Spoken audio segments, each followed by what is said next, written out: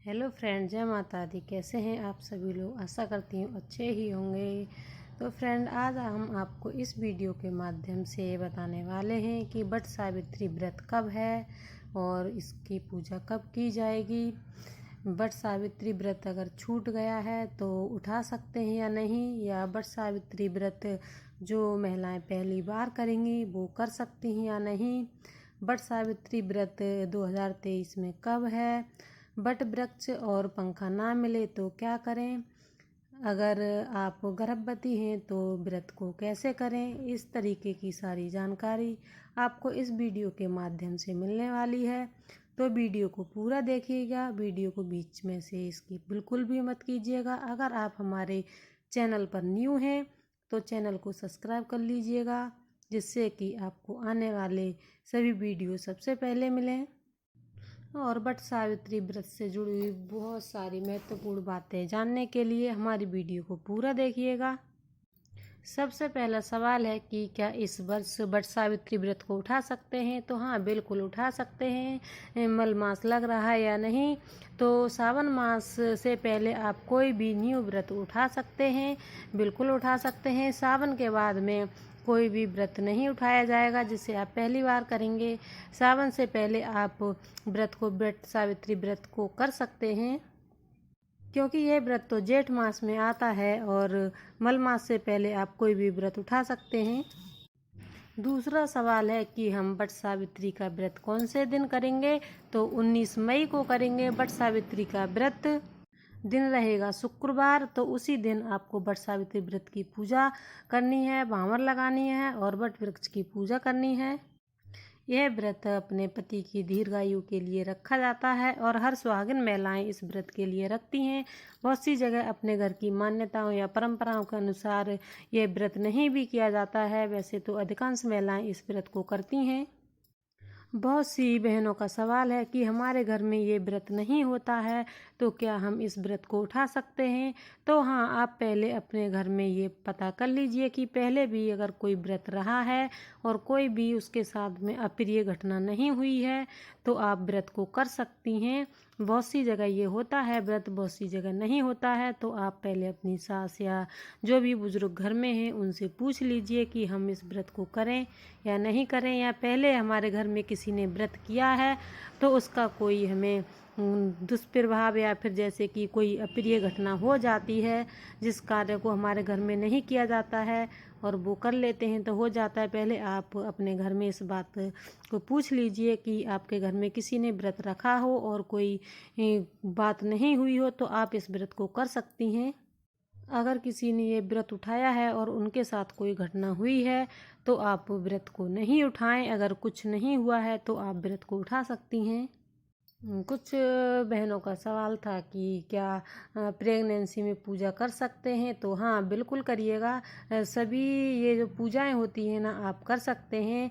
Pregnancy में आपको सब काम करना है, बस प्रेगनेंसी में आप वट वृक्ष की जो भांवर होती है, जो फेरी लगाते हैं, उसे नहीं लगाना है, क्योंकि प्रेगनेंसी में किसी की भी परिक्रमा नहीं करते हैं। तो इस बात का ध्यान रखिएगा और आप सारी पूजा खुद ही कीजिएगा अपने हाथ से। और भांवर चाहे तो आप किसी और के हाथ से भी लगवा सकते हैं, क्योंकि गर्भवती स्त्री किसी भी चीज़ की फेरी नहीं लगाती हैं। वट वृक्ष की जो 108 फेरी लगाई जाती है, आप उस फेरी को नहीं लगाइएगा और आप इस फेरी को किसी और से लगवाइएगा। और सारी पूजा आप खुद अपने हाथ से कर सकती हैं। और फेरी के साथ आप चना है, मूंगफली है या कोई भी फल ले सकते हैं, उसके साथ भी फेरी लगा सकते हैं। हर जगह के अलग अलग नियम हैं। आपके यहाँ फल से फेरी लगती हो तो फल से लगाइए। बहुत सी जगह वट वृक्ष की तरह गुलगुले बना लेते हैं तो उनसे फेरी लगाइए, या फिर आप चने से भी फेरी लगा सकते हैं, किसी मेवा बादाम वगैरह से भी फेरी लगा सकते हैं। हर फेरी पर एक फल को चढ़ाना होता है, तो उस फेरी को आप नहीं लगाइए। जो प्रेगनेंसी हैं उन्हें वो नहीं लगाएं। कुछ लोग कहते हैं कि जैसे धागा ख़त्म हो जाता है तो फेरी कैसे लगाएं? तो आपके लिए उसी चीज़ के लिए फल फ्रूट और ये मेवा वगैरह हैं। जब मोटे मोटा वृक्ष होता है तो धागा ख़त्म हो जाता है तो आप किसी भी मेवा फल से भी आप फेरी लगा सकते हैं। और कहते हैं कि किस दिशा से किस तरीके से फेरी लगानी चाहिए, तो आपको कोई कन्फ्यूज़न नहीं रहना चाहिए। जैसे हमारी घड़ी की सुई चलती है उसी तरीके से आपको फेरी लगानी है। कुछ लोग कहते हैं दाएं से लगानी चाहिए, बाएं से लगानी चाहिए, तो आप बस एक बात को ही ध्यान रखिए, जिस तरीके से हमारी घड़ी चलती है आप उसी तरीके से फेरी लगाइए, बिल्कुल भी कन्फ्यूज़न में नहीं रहिए। अगर आपका व्रत छूट जाता है तो आप व्रत कर सकती हैं। जैसे कि बहुत सी महिलाओं के साथ प्रॉब्लम बन जाती है कि अगर वो बीमार हैं, छोटा बच्चा है या और भी किसी दिक्कत की वजह से व्रत छूट गया है, तो क्या अब वो दोबारा कर सकती हैं? हाँ, बिल्कुल कर सकती हैं। आप इस बार व्रत उठा सकती हैं। इस बार क्या, अगर आपका व्रत छूट गया है तो आप हर बार व्रत उठा सकती हैं। ये जैसे कि बहुत ज़्यादा बीमार होने की वजह से या फिर छोटा बच्चा होता है उसकी वजह से भी अगर किसी कारण से व्रत छूट गया है तो आप दोबारा से व्रत को उठा सकती हैं।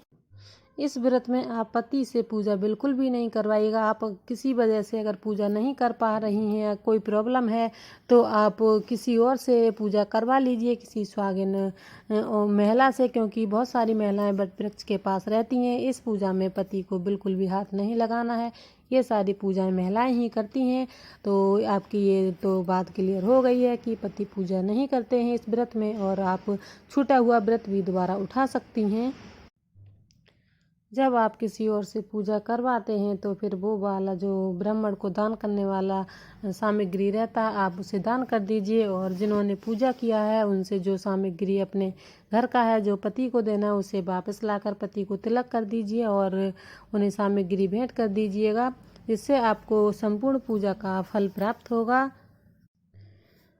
अगर आपके पति घर नहीं रहते हैं, कहीं बाहर रहते हैं और 1-2 महीने 4 महीने के बाद आते हैं, तो आप उनके लिए प्रसाद कैसे रखेंगी? तो इसके लिए आप उनके लिए ड्राई फ्रूट का प्रसाद रखें, जिससे कि जब तक वो आएँ तो ख़राब नहीं हो, और उस प्रसाद को और उस जो पंखा है उसे रख दीजिएगा। जब वो आएँ तो उन्हें दे दीजिएगा प्रसाद के स्वरूप। तो इस तरीके से अगर आपके पति घर भी नहीं रहते हैं तो आपकी पूजा संपन्न हो जाएगी। तो फ्रेंड, ये थी हमारी जानकारी। अगर आपको हमारी वीडियो अच्छा लगे तो वीडियो को लाइक कीजिएगा और वीडियो को शेयर कीजिएगा। चैनल पर न्यू है तो चैनल को सब्सक्राइब भी कीजिएगा, जिससे आपको हमारे आने वाले वीडियो मिले सबसे पहले। सभी फ्रेंड को जय माता दी।